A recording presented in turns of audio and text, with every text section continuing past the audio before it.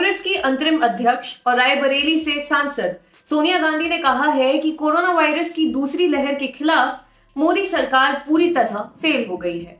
उन्होंने कहा कि कोरोना से लड़ने में सरकार ने पूरी तरह से लापरवाही की है और लोगों को खुद के ऊपर छोड़ दिया है। अंग्रेजी अखबार इंडियन एक्सप्रेस को दिए एक इंटरव्यू में सोनिया गांधी ने केंद्र सरकार पर आरोप लगाया कि कोरोना के बढ़ते मामलों पर ध्यान देने और उसके लिए उपाय करने के बजाय सरकार का पूरा ध्यान विधानसभा चुनावों पर था और उनका ये दोहरापन माफी के लायक नहीं है।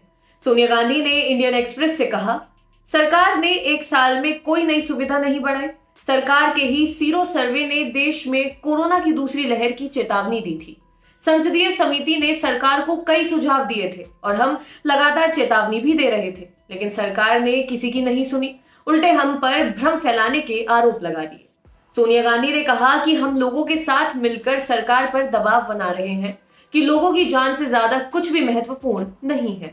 सरकार का जो रवैया है वो आपराधिक और अचंभित करने वाला है। ऐसा लग रहा है जैसे देश में सरकार ने सभी जिम्मेदारियों से संन्यास ले लिया हो। सोनिया गांधी ने कहा कि हमारा दूसरा काम अपने पार्टी संगठन के माध्यम से लोगों तक मदद पहुंचाने का है। हमारी पार्टी ने सभी राज्यों में कंट्रोल रूम बनाए हैं।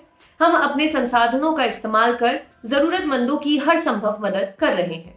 कांग्रेस नेता ने आगे कहा, इस वक्त सरकार को सभी संसाधनों का इस्तेमाल करके देश भर के अस्पतालों में ऑक्सीजन पहुंचाने का काम करना चाहिए।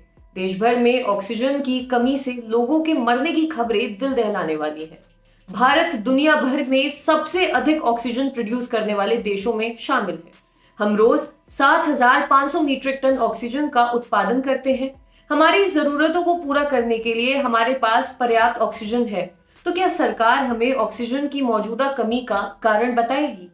नवंबर से संसद की स्थायी समिति ने अपनी रिपोर्ट में सरकार को ऑक्सीजन के लिए व्यवस्था करने के लिए कहा था। सरकार ने इस रिपोर्ट पर कार्रवाई क्यों नहीं की? इसके साथ ही सोनिया गांधी ने कहा कि सरकार को बेड्स की संख्या बढ़ाने पर जोर देना चाहिए और टेस्टिंग को भी बढ़ाना चाहिए। आंकड़ों में पूरी पारदर्शिता होनी चाहिए। सोनिया गांधी ने कहा कि छत्तीसगढ़ और झारखंड के पास पर्याप्त ऑक्सीजन है। पंजाब और राजस्थान ने वैक्सीनेशन की दिशा में अच्छा काम किया है। यहाँ तक कि महाराष्ट्र में भी अब संक्रमण की रफ्तार कम होने लगी है।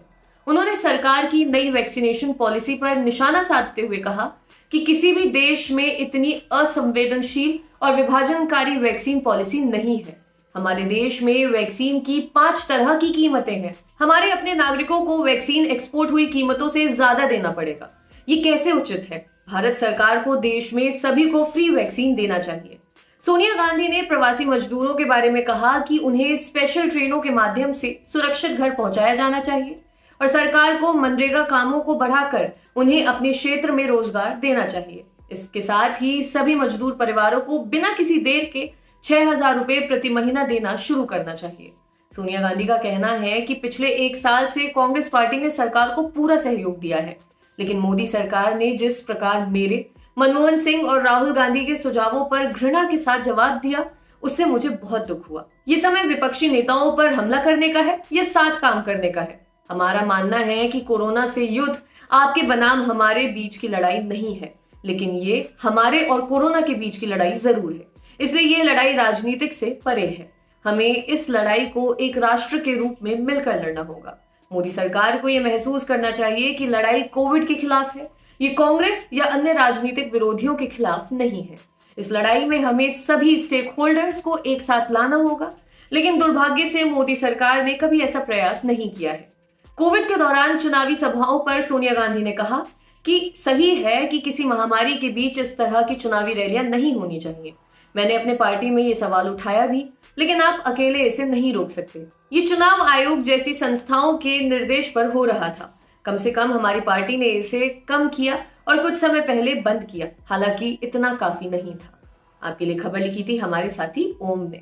अगर आप ये वीडियो फेसबुक पर देख रहे हैं तो हमारे पेज को लाइक करें और यूट्यूब पर देख रहे हैं तो हमारे चैनल को सब्सक्राइब करें। और हाँ, अगर आप कोरोना वायरस से रिकवर हो चुके हैं तो प्लीज प्लाज्मा डोनेट कीजिए। शुक्रिया। देखते रहिए दी लल्लन टॉक।